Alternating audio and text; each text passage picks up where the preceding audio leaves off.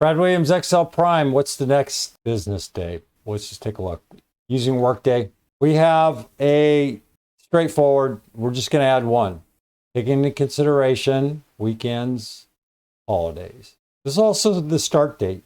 If you think about it, this is how Excel works. They're just saying the next business day is Tuesday, or the starting date is this date from today.